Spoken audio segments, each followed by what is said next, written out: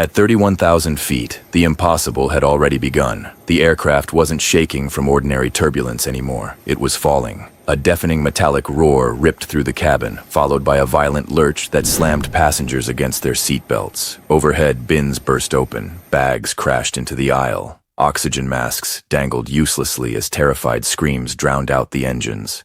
One mother clutched her little boy so tightly he could barely breathe.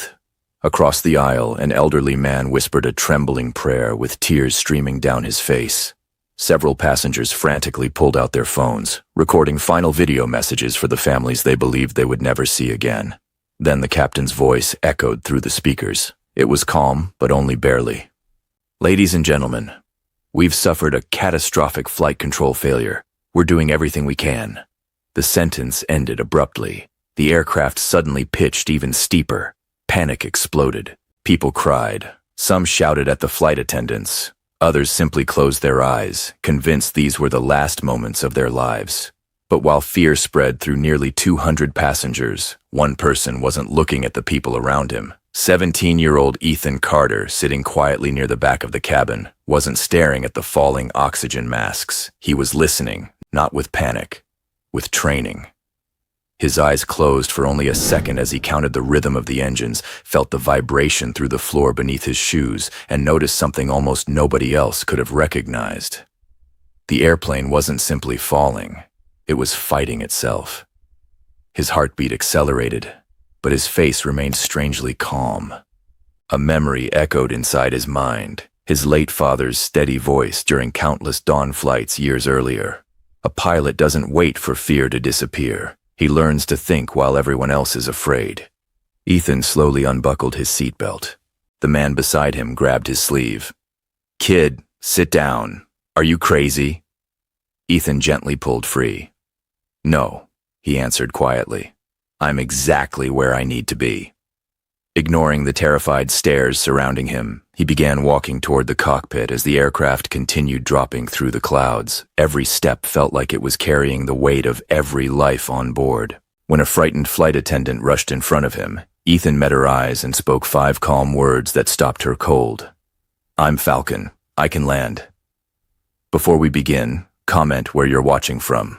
Just 20 minutes before chaos shattered the flight, Ethan Carter had looked like the least remarkable person on board. He sat quietly in seat 27A, a faded navy hoodie pulled over his head, worn-out sneakers resting beneath the seat ahead of him, and a backpack tucked tightly between his feet. A mystery novel lay open in his lap, though he hadn't turned a page in nearly 10 minutes. Instead, he watched the endless sea of clouds outside his window, lost in thought. Around him, life inside the cabin felt wonderfully ordinary. A newly married couple across the aisle laughed as they planned their honeymoon. A college student struggled to finish an assignment before landing. 2 flight attendants pushed a snack cart down the aisle, smiling as they joked with passengers. A little girl several rows ahead proudly showed everyone her stuffed teddy bear, making strangers smile. It was just another peaceful afternoon flight from Salt Lake City to Seattle. To everyone else, Ethan was simply another quiet teenager heading home for winter vacation. No one imagined there was far more behind those calm blue eyes. The businessman seated beside him had barely acknowledged him since takeoff, assuming the silent teenager preferred his headphones to conversation. Across the aisle, an elderly woman smiled politely each time Ethan helped retrieve something she accidentally dropped, never realizing how observant he truly was. While most passengers admired the snowy mountain peaks far below, Ethan's attention drifted elsewhere. He noticed the subtle changes in engine vibration, the tiny adjustments in wing position, the almost invisible corrections made by the autopilot. Flying fascinated him, not because of speed or adventure, but because every movement told a story. His father used to say airplanes spoke a language few people ever learned to hear. Ethan had listened since he was 9 years old. Long before he could legally drive a car, he could identify aircraft by the sound of their engines alone. He could explain why a pilot changed altitude to avoid unstable air, or predict a turn several seconds before it happened simply by feeling the aircraft shift beneath him. Those skills weren't taught in school. They came from thousands of quiet hours beside one extraordinary man, Colonel Nathan Carter, a legendary fighter pilot, a devoted father, and the person Ethan missed every single day.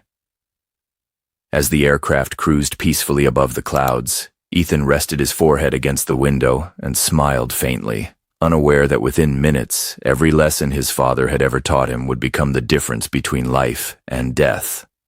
Years before anyone on Flight 728 realized they needed a hero, Ethan Carter was just a curious 9-year-old standing beside a small training aircraft at a quiet countryside airfield. The morning air smelled of fresh rain and aviation fuel. As the sun slowly climbed over the horizon, Colonel Nathan Carter crouched beside his son and rested a hand on his shoulder.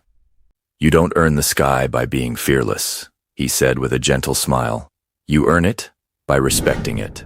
Those words became the foundation of Ethan's life. Every Saturday before sunrise, while most children were still asleep, father and son drove to forgotten airstrips far from busy airports. Nathan never treated the lessons like a game. Every checklist had to be followed. Every switch had a purpose. Every mistake became a lesson rather than a reason to quit. Sometimes they spent hours without leaving the ground. Nathan would point toward the instrument panel and ask, "What is the airplane trying to tell you?" At first, Ethan guessed. Later, he understood. Eventually, he didn't need to think at all. His father wasn't teaching him to fly. He was teaching him to listen. As Ethan grew older, the lessons became more demanding.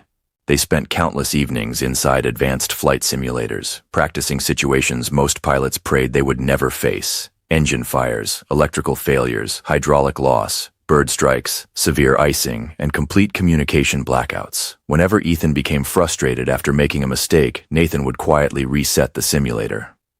Again. No lectures, no anger, just one word. Again. The repetition wasn't punishment, it was preparation. Nathan believed that confidence wasn't built during easy flights. It was built during impossible ones. Then, 14 months earlier, everything changed. During a routine military exercise over the Pacific, Nathan's fighter jet suffered a catastrophic systems failure. Despite guiding his damaged aircraft away from a nearby coastal town and saving hundreds of people below, he never had the chance to eject. The nation honored him as a hero. Ethan lost his father. After the funeral, the airfield felt painfully empty. The simulators were silent. The early morning drives stopped. But one thing never disappeared. Hidden inside Ethan's backpack was an old leather flight journal filled with his father's handwritten notes. Across nearly every page, one sentence appeared again and again. "When others panic, become the calm they need." As Flight 728 cruised peacefully through the winter sky, Ethan gently touched the worn notebook inside his backpack. He didn't know it yet, but in only a few minutes, those simple words would become the only thing standing between nearly 200 strangers and disaster. The first warning wasn't loud, it was wrong. Ethan felt it before anyone else noticed.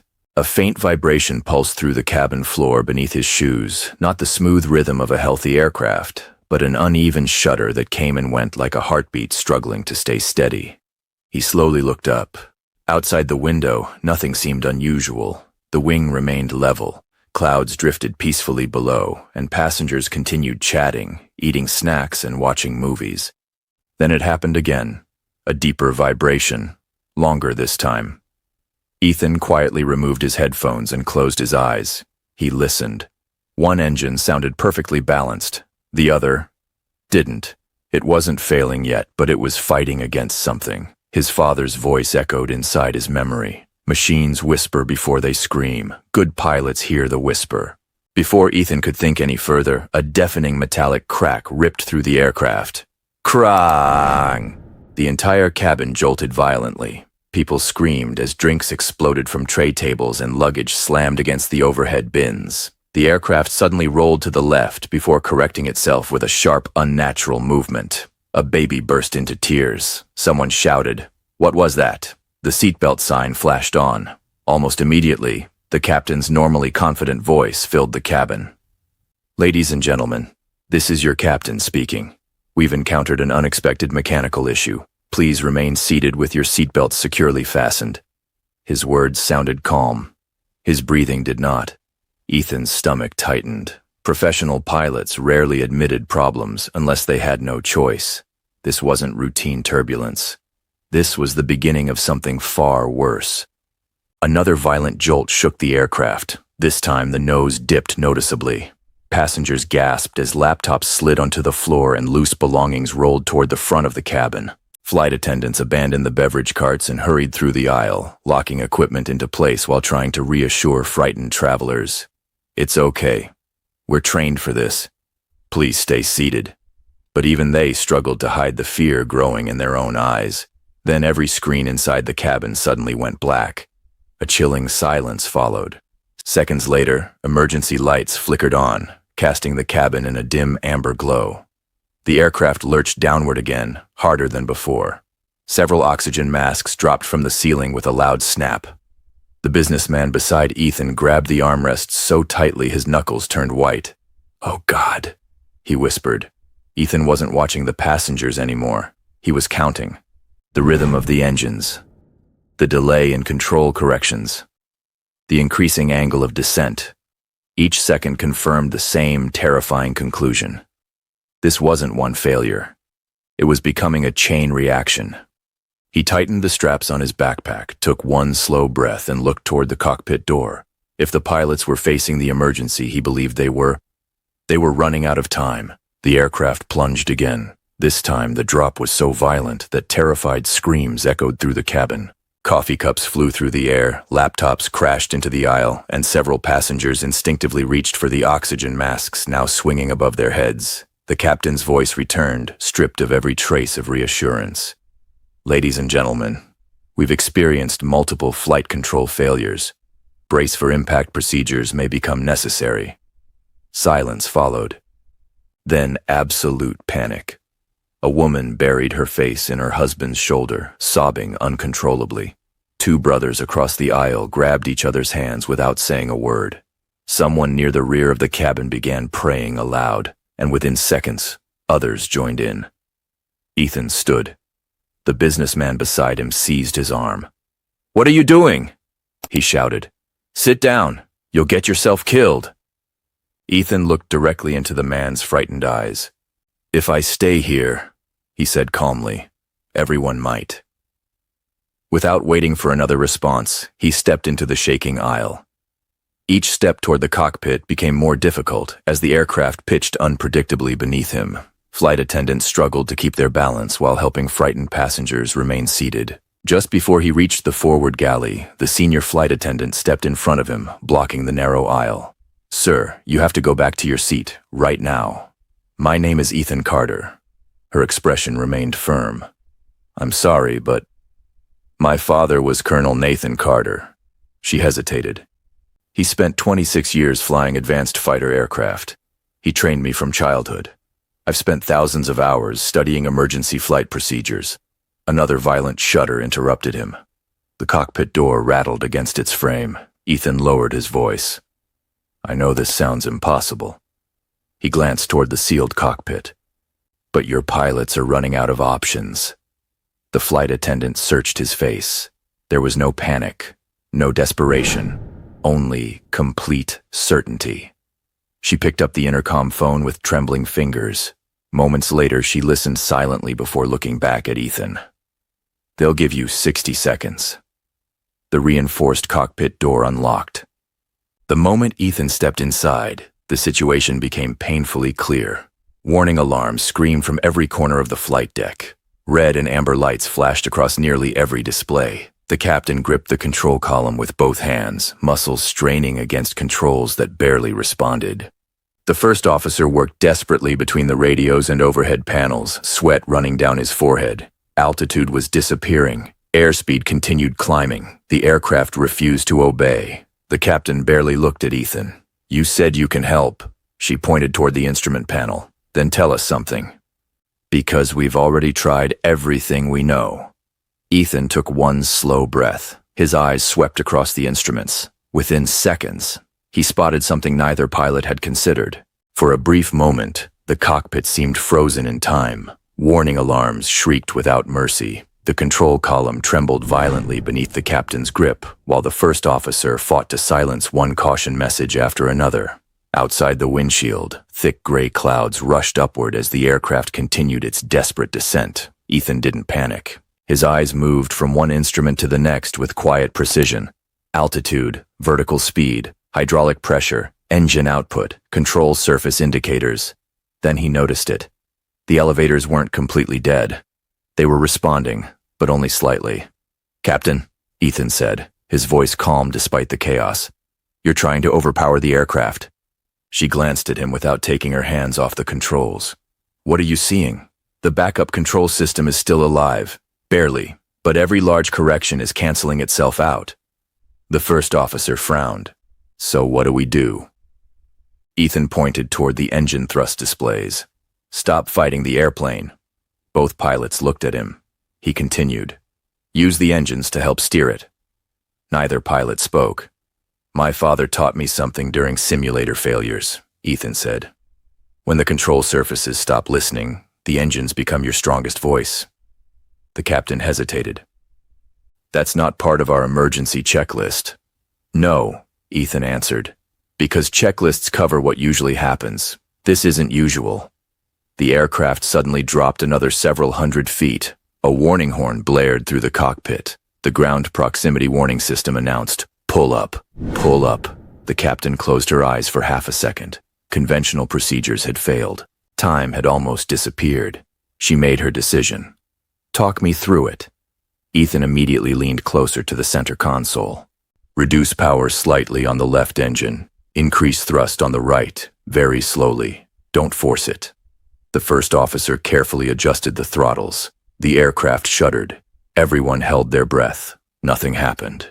Then, the nose stopped dropping, only for a second, but it stopped. "It's responding," the first officer shouted.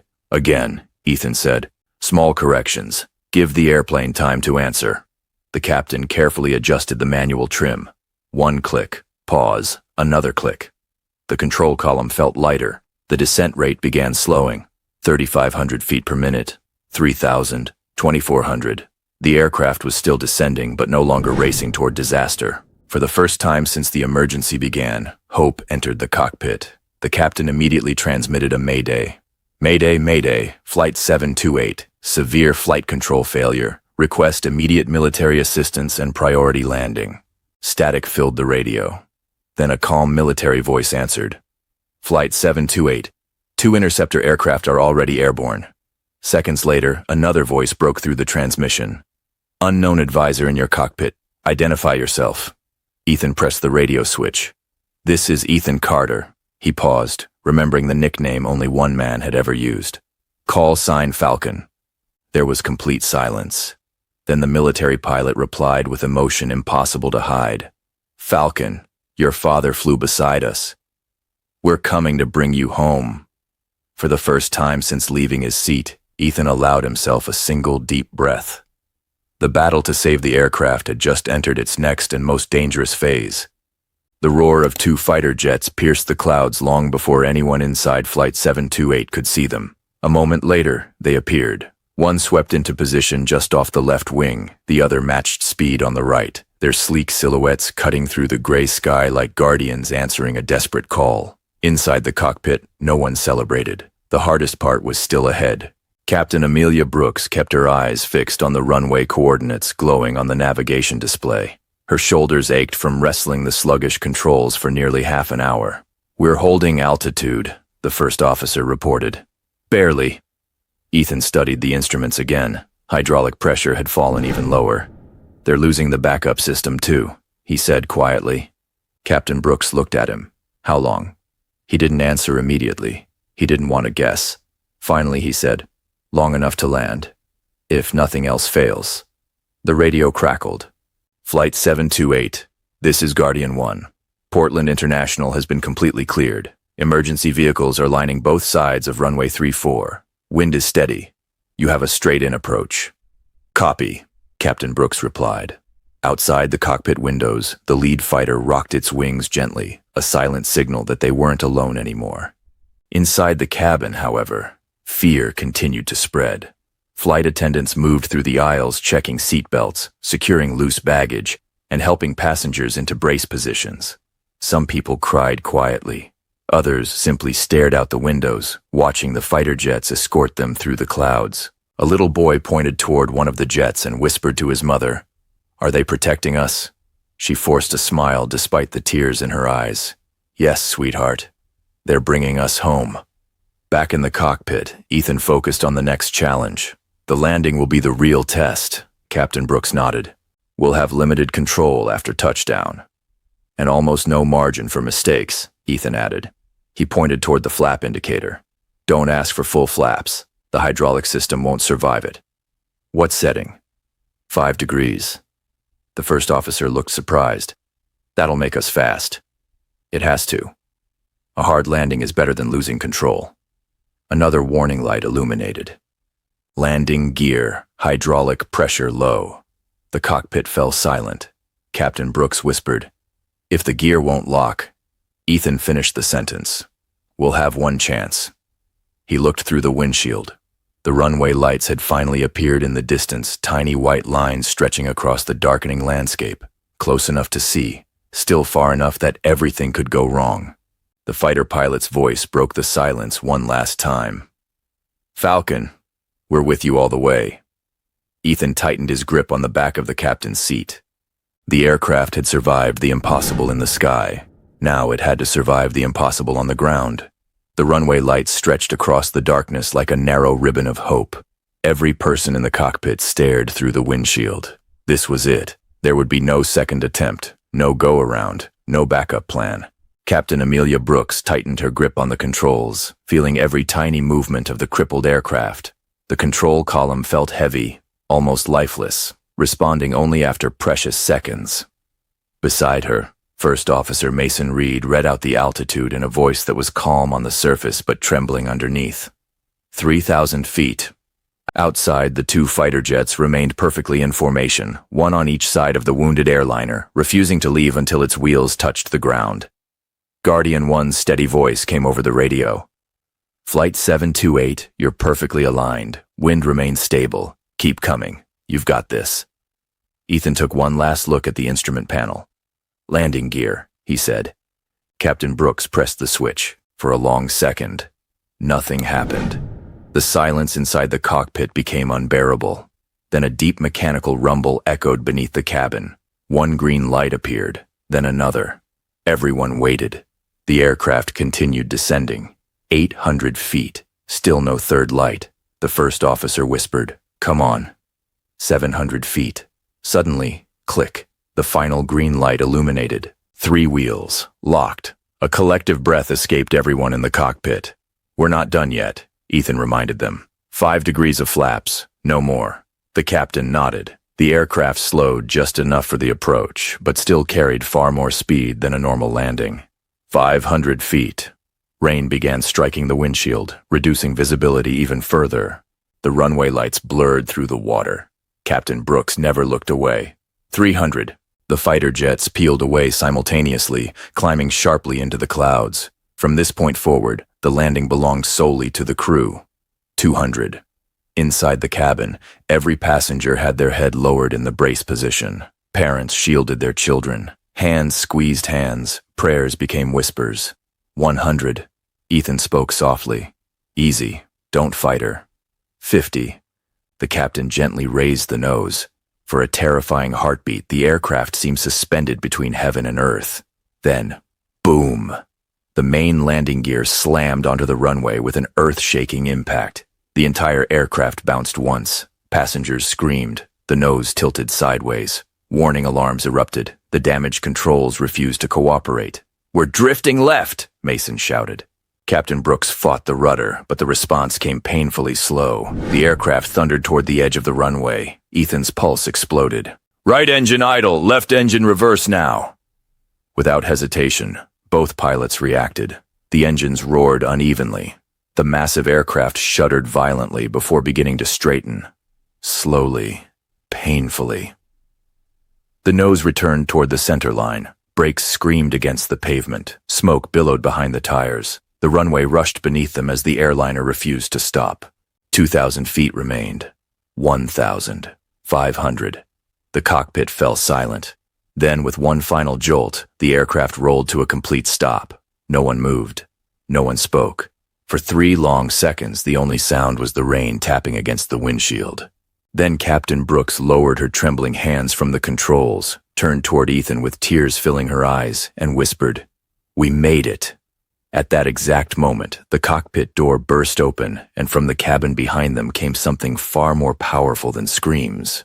It was the sound of 189 people applauding because they were still alive. For several long seconds, no one inside Flight 728 moved. The engines had fallen silent. The warning alarms had stopped. The only sound left was the gentle tapping of rain against the cockpit windows. Captain Amelia Brooks stared at the runway ahead, her hands still resting on the controls she had refused to let go of until the aircraft had completely stopped.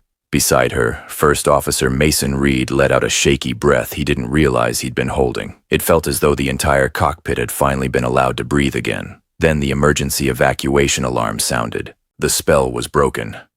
Outside, flashing red and blue lights raced toward the aircraft from every direction. Fire trucks, ambulances, airport rescue teams, and police vehicles surrounded the runway within moments. Foam trucks positioned themselves beside the wings, prepared for the worst, though everyone silently prayed they wouldn't be needed.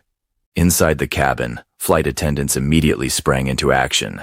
"Leave everything behind. Move to the nearest exit. Stay calm." The emergency slides inflated with loud bursts of air as passengers began escaping onto the rain-soaked runway. Some stumbled, some cried, some dropped to their knees the moment they reached the ground, overwhelmed by the realization that they had survived. Ethan remained quietly inside the cockpit until every passenger had safely exited.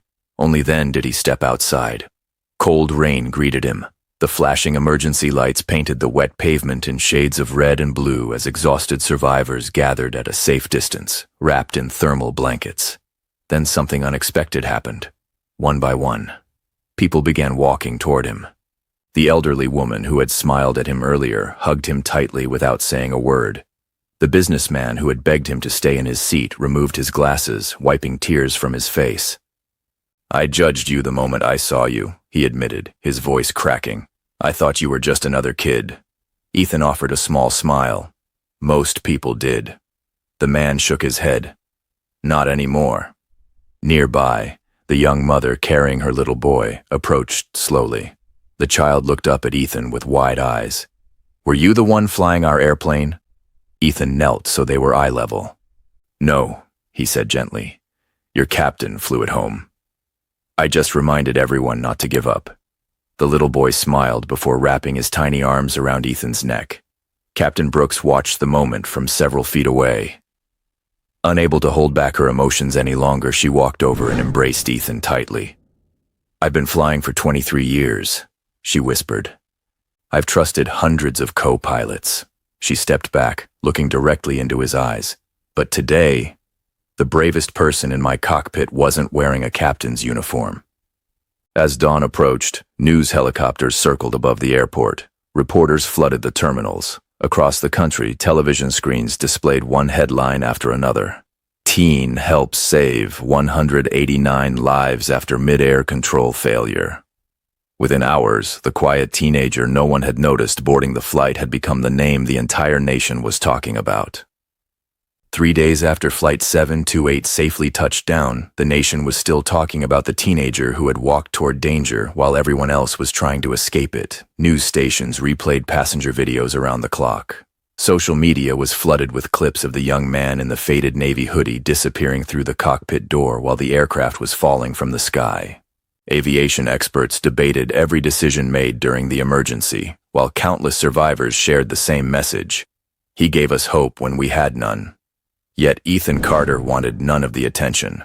When he arrived at the airport conference hall for the official press briefing, he wore the same old hoodie that had belonged to his father. Cameras flashed the moment he entered, but he kept his eyes low, quietly taking his seat beside Captain Amelia Brooks, airport officials, and military representatives. The first question came almost immediately. "Ethan, people are calling you a hero. Do you agree?" He smiled faintly. "I don't." The room fell silent. "I saw 2 pilots who refused to quit. I saw flight attendants comforting frightened families while they believed they might never see their own again. I saw passengers helping complete strangers before thinking about themselves." He paused. "If you want to call someone a hero, start with them." Another reporter stood. "Then who taught you to stay so calm?" For the first time that morning, emotion appeared on Ethan's face. He reached into his backpack and carefully removed a worn leather notebook. Its edges were faded. Several pages were stained from years of use. "My father," he answered softly. He filled this notebook with lessons not just about flying, but about responsibility. He opened to one of the first pages. Written in careful handwriting were the words that had shaped his entire life. Skill earns confidence. Character earns trust. Never forget the difference. Ethan closed the notebook. The world knows my father as Colonel Nathan Carter. I knew him simply as Dad. He taught me that courage isn't about being fearless. It's about choosing to help when fear tells everyone else to step back. Months passed. Ethan quietly returned to school, finished his studies, and eventually earned admission to one of the nation's most respected military aviation academies. This time, every flight hour was officially logged, every license properly earned, and every milestone celebrated, not because he needed recognition, but because he wanted to honor the man who had first shown him the sky. On graduation day, before reporting for fighter pilot training, Ethan made one final stop. He stood alone beside his father's memorial. The morning wind rustled the nearby flags as he gently placed the old flight journal against the polished stone. "I kept my promise," he whispered. For a moment, only silence answered him. Then a formation of fighter jets thundered overhead, climbing higher and higher until they disappeared into the brilliant blue sky. Ethan smiled.